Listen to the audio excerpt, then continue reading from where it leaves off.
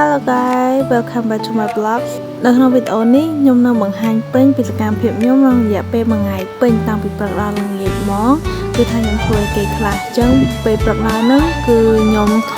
លាបថ្នាំលាបអីមុខនឹងអីហើយគឺខ្ញុំមើលមេរៀនពួកអីគឺថាប្រឡងពេលហ្នឹងខ្ញុំប្រឡងមុខជាគ្រប់គ្រងអញ្ចឹងខ្ញុំត្រូវសរសេរផងអីផងអញ្ចឹងទៅសរសេរអីហើយព្រោះខ្ញុំប្រឡងពេលថ្ងៃអញ្ចឹងខ្ញុំត្រូវផាត់មុខផាត់អីទុកមុនឲ្យហើយដោយសារពេលល្ងាចហ្នឹងគឺខ្ញុំត្រូវមានកម្មវិធីហ្នឹងគេហៅថាយន្តតាវ៉ាហួយដែលជាកម្មវិធី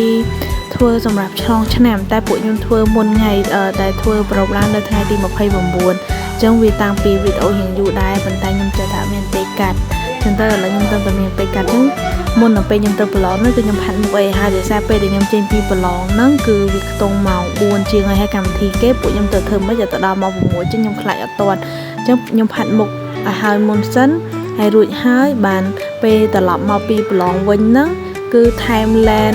ថែមអីផាត់មុខអីថែមតិចតួចបន្ថែមទៀតហើយរួចបានដូរកៅអៅព្រោះអីបើអត់ផាត់មុខទុកមុនទេគឺខ្លាចអត់ទាន់ព្រោះហ្នឹងយើងស្រាប់អីស្អីទោះមានពេលច្រើនមិនក៏ដោយរៀបចូលរៀបឡើងគឺហាក់ដល់មកគ្មានពេលទាន់ទេអញ្ចឹងពួកខ្ញុំផាត់មុខផាត់អីឲ្យហើយបាននាំគ្នាទៅប្រឡងរៀងខ្លួនព្រោះពួកខ្ញុំពេលហ្នឹងមានប្រឡងតែមួយថ្ងៃឯងក្នុងរយៈពេល2ម៉ោងប៉ុន្តែពួកខ្ញុំប្រឡងរៀងចេញមុនម៉ោងឲ្យតិចតួចអញ្ចឹងទៅគឺ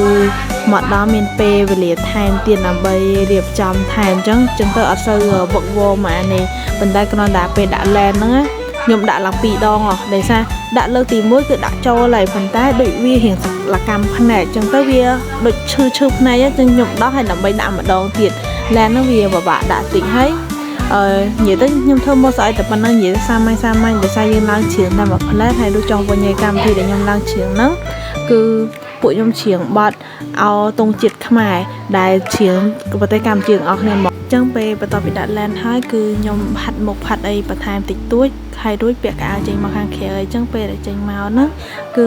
ចិត្តដល់ម៉ោងដែលគ្រូហៅដែរពួកខ្ញុំទៅមុនកន្លះម៉ោងដោយសារពួកខ្ញុំអ្នកសម្ដែងដើម្បីទៅអង្គុយកន្លែងណាធំត្រូវដល់ពេលសម្រាប់អ្នកដែលចូលរួមគឺគេមកម៉ោង7ហើយអញ្ចឹងពួកខ្ញុំទៅអង្គុយចាំមើលគេសម្ដែងឲ្យតាមគ្រូប្រាប់ថាធ្វើមិនធ្វើឡើងមិនអីចឹងហើយគឺកម្មវិធីគេចាប់ផ្ដើមហើយអញ្ចឹងពេលដែលកម្មវិធីចាប់ផ្ដើមដំបូងហ្នឹងគឺខាងឲ្យក្រុមឥណ្ឌូនេស៊ីតែនៅក្នុងខាងឥណ្ឌូនេស៊ីហ្នឹងក៏មានវៀតណាមមានខ្មែរហើយនិងឡាវដែរនៅក្នុងហ្នឹងអត់មានថៃទេបើខាងសាលាខ្ញុំហ្នឹងគឺមាន6ប្រទេសប៉ុន្តែឡាវហ្នឹងខ្ញុំមិនដឹងមិនគេអត់មានថៃចូលទេចឹងតែអាកម្មវិធីពីដំបូងហ្នឹងគឺថា like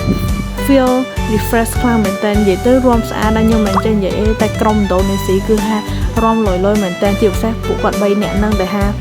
ពាក់កៅអៅខ្មៅកដាជាងគេហ្នឹងគឺគាត់បកែរំមកហើយបន្ទាប់ពីខាងឥណ្ឌូនេស៊ីឡើងហើយគឺ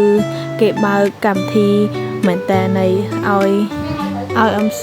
តំណាងប្រទេសនីមួយៗឡើងទៅលើឆាតដើម្បីនិយាយពីជូនពរអញ្ចឹងទៅហើយក៏មានយុវសាលាដែលមកពីខាងគួយលីនមកចូលរួមមកដែរព្រោះសាលាពួកខ្ញុំហ្នឹងគឺនៅណានិយាយទៅដូចជាសាលាថ្មីមួយអញ្ចឹងហើយនេះគឺគេឡើងតំណាងកៅអៅតាមប្រទេសជាតិមួយអញ្ចឹងពួកខ្ញុំមាន6ប្រទេសទាំងអស់ហ្នឹងគឺមានខ្មែរថៃឡាវវៀតណាមឥណ្ឌូនេស៊ី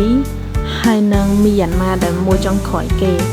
មីយ៉ាន់ម៉ាក៏មានតែម្នាក់ឯងហើយដែលហាក់ច្រើនជាងគេនៅក្នុងសាលាពួកខ្ញុំហ្នឹងគឺជនជាតិវៀតណាមហើយនៅក្នុងកម្មវិធីនេះការរួមពួកខ្ញុំគឺមាន3ក្រុមហើយដែលបញ្ចប់ចុងក្រោយគេគឺក្រុមឥណ្ឌូនេស៊ីអញ្ចឹងពេលដែលចប់ហ្នឹងគ្រូក៏បានទុកពេល30នាទីដើម្បីឲ្យរួមលេងសប្បាយដែរព្រោះពេលដែលចប់ហ្នឹងគឺខ្ទង់មក9ជាងហើយចឹងពេលដែលពួកគាត់រួមអីហើយហ្នឹងតែមុននឹងរួមមុនចប់កម្មវិធីពួកខ្ញុំក៏បានថតរូបថតមួយស្លឹក